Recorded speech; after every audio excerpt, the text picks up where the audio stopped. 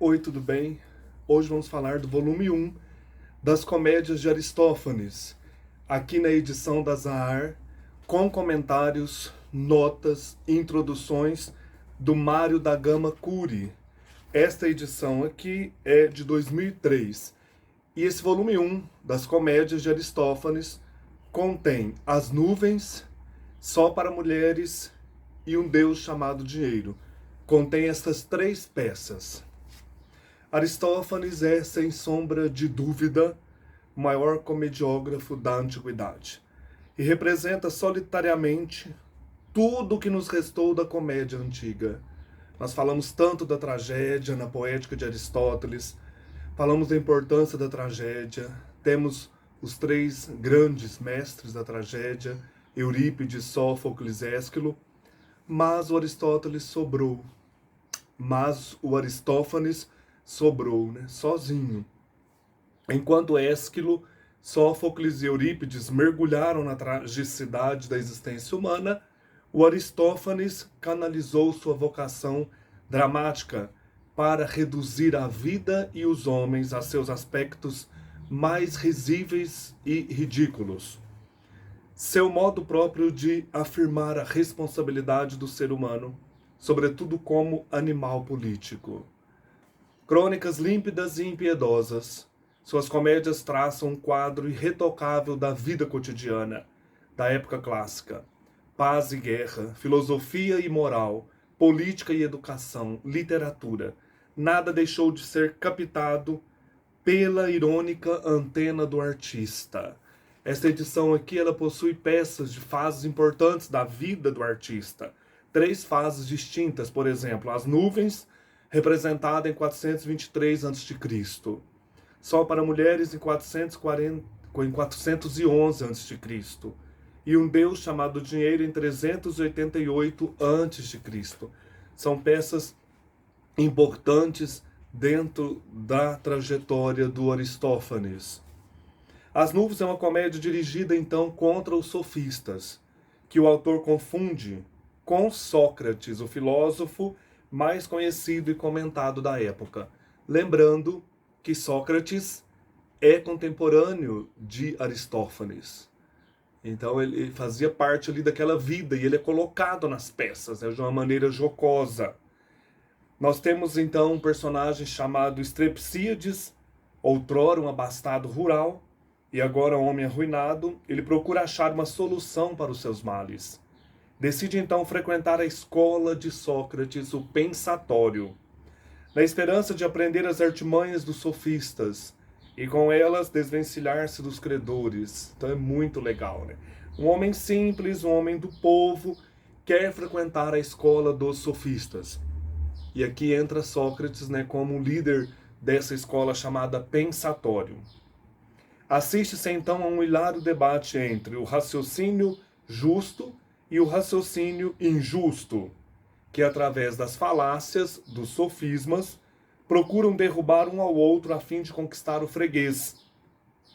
É claro, né, que aqui no caso da comédia, o vencedor é o raciocínio injusto. Então essa comédia As Nuvens, ela é muito conhecida, né? E aqui a gente já começa a perceber, olhando essas comédias também, olhando essas peças de Aristófanes, a comédia correspondia a um certo modo, aquilo que nós temos hoje como a imprensa, né? Então, o dia a dia, as coisas eram trazidas através da comédia, né? As questões do dia a dia do povo ateniense. E ali, nas peças, eram criticados os políticos, de um modo geral, as instituições e principalmente os corruptos, os abusos de autoridade, as próprias peças de teatro. Então, grandes como Eurípides e Ésquilo vão aparecer aqui nas peças, né, e o Sófocles também. Então, é uma linguagem desabrida, é uma linguagem contundente, muito diferente da tragédia. À exceção do lirismo de alguns, como em coros, né, encantadores. Então, os coros aparecem, né, muitas vezes com um lirismo à frente aí desse período, né? Havia comunicação direta entre o autor e os espectadores, por meio do corifeu que se dirigia à plateia em nome do autor na parábase. Então esse Estrepsíades aqui nas nuvens, esse fazendeiro, esse homem do povo que quer aprender na escola dos sofistas, ele estava sendo aí no caso arruinado pela própria mulher.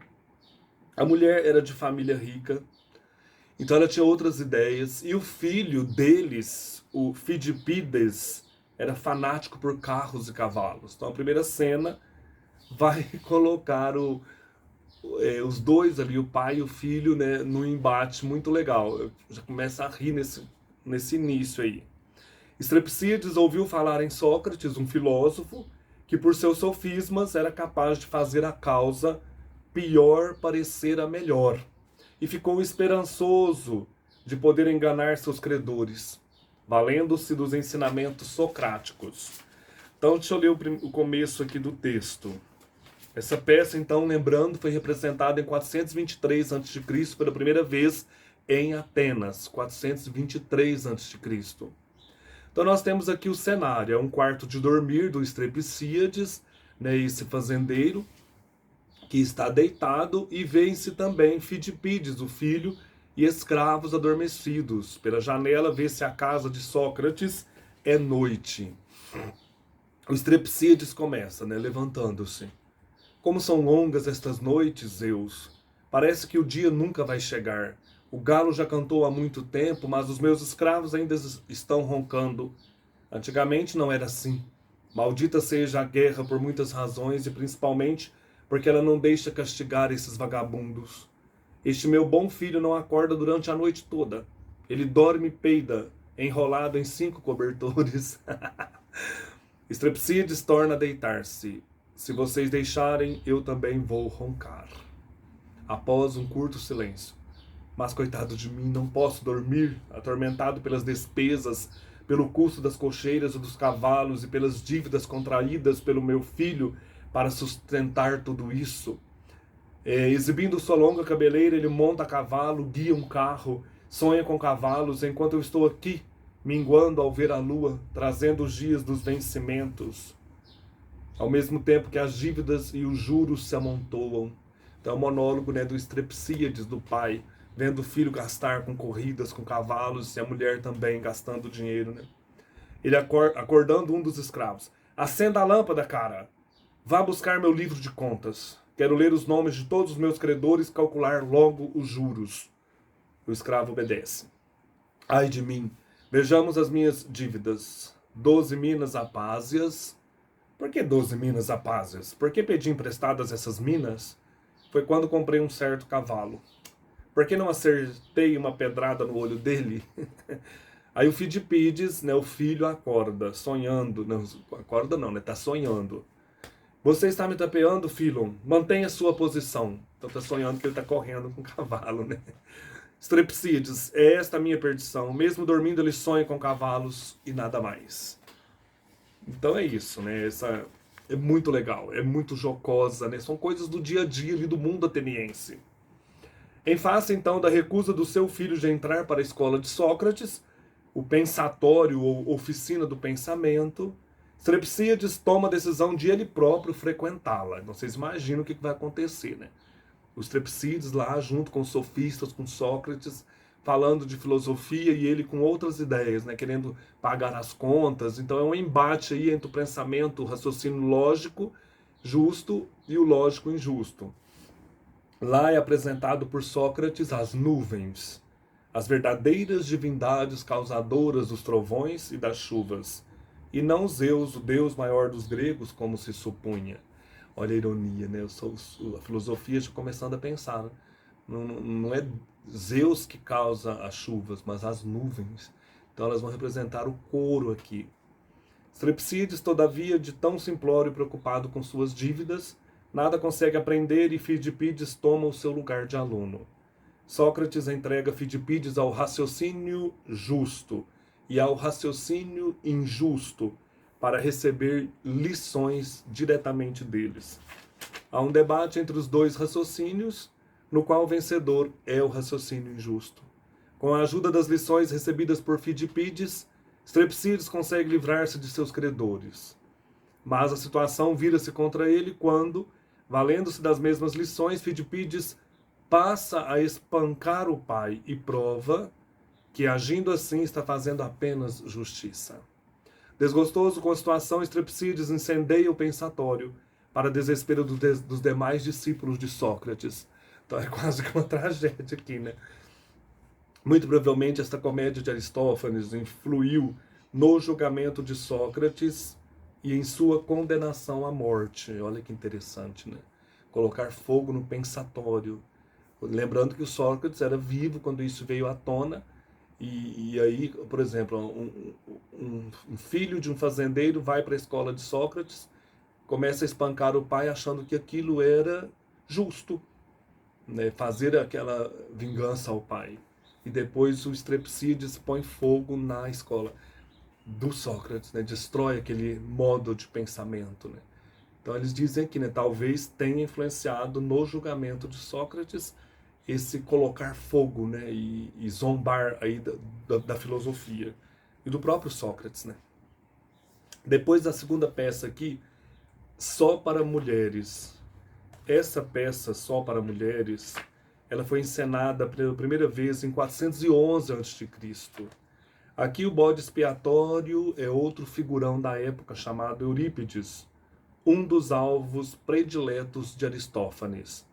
As mulheres de Atenas estão preparadas para celebrar sua festa, as Tesmoforias, da qual os homens não podem participar. Eurípides é informado de que as mulheres, enfurecidas com as reiteradas acusações sobre o caráter e a maldade do sexo feminino, estavam tramando a sua morte. Então Eurípides fica sabendo que essas mulheres querem matá-lo. Tenta então convencer um amigo a participar da festa travestido de mulher, para defender seus interesses, e a confusão está armada. Quem pensou em Shakespeare aí, né? Essa questão do travestir, né? Aparece muito nas peças de Shakespeare. As mulheres, então, de Atenas estão preparadas para celebrar estas suas festas, né? Essa festa só para mulheres, chamada Tesmoforias. Os homens não podiam participar, e esse Eurípides fica informado, né, que elas estão enfurecidas com as acusações que ele está fazendo contra as mulheres, sobre a maldade do sexo feminino, sobre o caráter das mulheres. E estavam tramando a morte dele. Então ele convence o Agaton, tragediógrafo efeminado, a participar da festa, vestido de mulher, e defender sua causa, né, defender a causa de Eurípides lá na festa. Agaton recusa-se e, diante disso, Mnesíloco, sogro de Eurípides, oferece-se corajosamente a ir em seu lugar. Devidamente barbeado, depilado e vestido de mulher, Mnesíloco dirige-se à festa das mulheres. Ouvem-se discursos inflamados contra Eurípides. Mnesíloco toma sua defesa, mencionando o número ainda maior de coisas que o poeta trágico poderia ter dito sobre as mulheres sem faltar à verdade. A indignação geral causada pela fala de Mnesíloco é interrompida pela chegada de notícias de que um homem havia penetrado na festa disfarçado de mulher. Realiza-se um interrogatório e Mnesíloco é descoberto e preso. Imitando o herói de uma das peças de Eurípides, Mnesíloco escreve uma mensagem em quadros votivos do templo e a lança ao ar. Ele passa a representar o papel de Helena e Eurípides, que chegava para ajudá-lo, aparece como Menelau. Há uma cena de reconhecimento no estilo das de Eurípides em suas tragédias, mas uma mulher da guarda impede o encontro dos dois. Um policial chega em seguida e agrilhou a Mnesíloco. Eurípides passa a falar como se fosse Perseu, e Mnesíloco fala como se fosse Andrômeda, numa tragédia de Eurípides, acorrentado a uma rocha, mas o policial evita a tentativa de ajuda. Afinal, Eurípides propõe condições às mulheres. Para uma reconciliação, ele nunca mais falará mal delas se libertarem o seu sogro. As mulheres concordam, porém resta convencer o soldado que detinha Mnesíloco. Essa tentativa é bem sucedida, graças a uma bonita dançarina que atrai o soldado para longe de seu posto, tornando possível a fuga de Mnesíloco. Então é interessante, na primeira peça, Só para Mulheres, o alvo é Sócrates. Depois, na segunda, é o poeta trágico Eurípides, né, nesse imbróglio aí na festa só para mulheres. Muito interessante. Personagens do dia a dia ali de Atenas, né, grandes personagens. Eurípides vem para as peças de Aristófanes. Vou ler o início aqui. Cenário: ao fundo, a casa de Agaton e o templo das Tesmóforas. Entra Eurípides apressadamente procurando alguma coisa. Seu sogro, já idoso, segue-o com dificuldade. Minesíloco, detendo-se como se já não pudesse andar. Ai, Zeus, aparecerá um dia uma andorinha? À parte. Este homem vai me matar de tanto me obrigar a correr assim de um lado para o outro, elevando a voz. Mas é possível, antes de eu pôr as tripas pela boca, saber para onde você quer me levar, Eurípides? O Eurípides. Você não tem de entender tudo que seus olhos vão ver agora. Minesíloco. O que? Repita. Não é necessário que eu entenda? Eurípides. O que você vai ouvir agora, não. Minesíloco. E também não é necessário que eu veja, Eurípides. O que você vai ver agora, não. Minesíloco. Que recomendação você me faz? Mas você fala bem. Então você acha que eu não devo ouvir nem ver? Eurípides. É isto mesmo, são duas coisas naturalmente diferentes. Minesíloco. Não ouvir e não ver, Eurípides, são bem diferentes. Minesíloco. Como são bem diferentes? Eurípides. A diferença é a seguinte: quando o éter separou-se do caos no princípio e procriou em si mesmo animais dotados de movimento, para dar a visão, e eles fez inicialmente um olho imitando o disco solar, e para a audição cavou um funil, os ouvidos. Minesíloco. Por causa desse funil, então, é necessário que eu não ouça nem veja? Estou maravilhado ao aprender isso também. Que coisas lindas aprendemos convivendo com os sábios. Então tem muita coisa engraçada nessa peça, né? Você tem que entrar dentro daquilo, né, que o Aristófanes propõe para o leitor, né, para quem está assistindo às peças. Um Deus chamado Dinheiro é a terceira peça desta primeira aqui obra, né, desse primeiro volume. Crêmilo está de tal maneira indignado aqui na peça, ao ver ricos desonestos por todos os lados, enquanto ele mesmo é honesto e pobre, que consulta o oráculo de Apolo para saber se deveria ou não educar seu filho como um trapaceiro. E o Deus aconselha-o a levar a primeira pessoa que encontra para morar em sua casa. Trata-se de nada mais, nada menos que Pluto, Deus do dinheiro e da guerra. Imagina. O Deus aconselha-o, então, a levar a primeira pessoa que encontrar, e ele encontra o Pluto, que Zeus, no caso, cegara por estar desgostoso com os homens. O Crêmilo decide obter a cura da cegueira de Pluto, de tal maneira que ele possa evitar as pessoas más e enriquecer apenas as virtuosas. Pluto teme a vingança de Zeus, porém convence-se logo de que é realmente mais poderoso do que o próprio Zeus e deixa-se levar até o templo de Asclépio, deus médico, para ser curado. A pobreza intervém e tenta convencer Crêmilo a desistir de sua ideia, alertando-o para as consequências desastrosas de sua decisão, pois a pobreza é a fonte de todas as virtudes e a força motriz de todo o esforço humano e causa da grandeza da Hélade, da Grécia, né? Então, o Crêmilo tá aqui na primeira cena, né? Vou ler um pedacinho aqui do começo. A primeira representação em 388 a.C. em Atenas. Cenário: praça pública em Atenas. Ao fundo aparece a casa de Crêmilo. Por um lado entra um velho cego e mal vestido, marchando tropegamente com a ajuda de um bastão.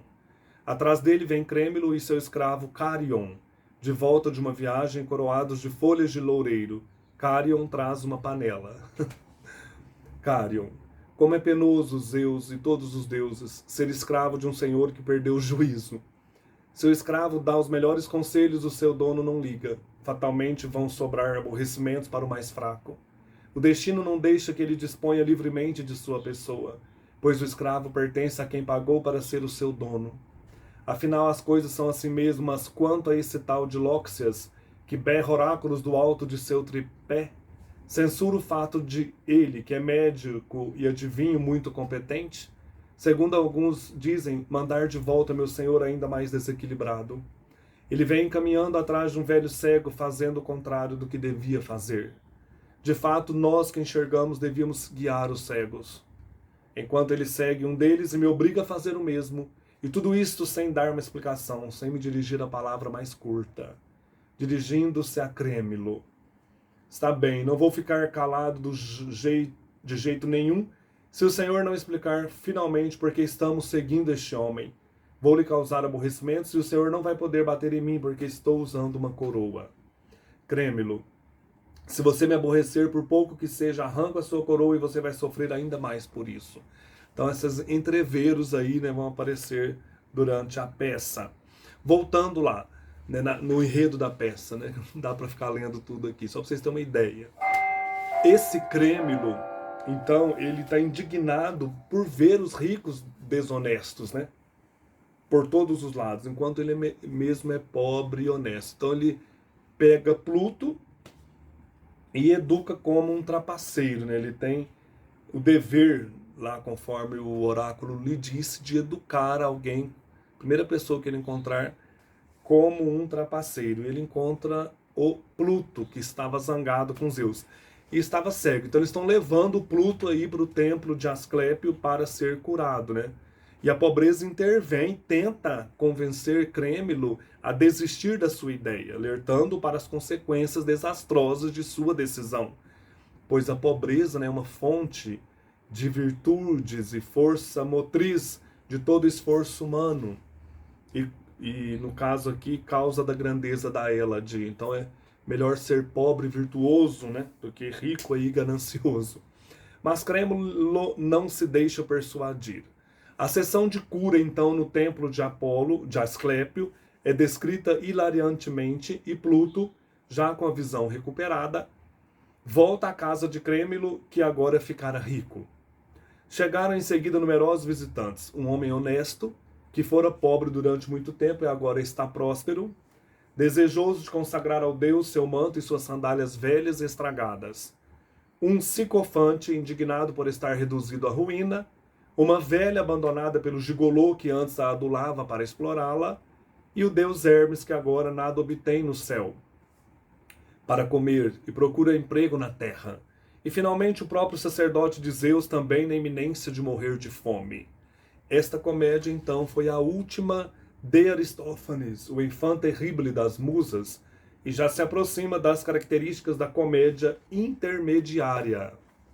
Muitos contemporâneos de Aristófanes não lhe deram o devido valor, pois só lhe concederam a palma da vitória nos concursos oficiais de comédias em 3 de suas peças conservadas, os Acarnenses, os Cavaleiros e as Rãs.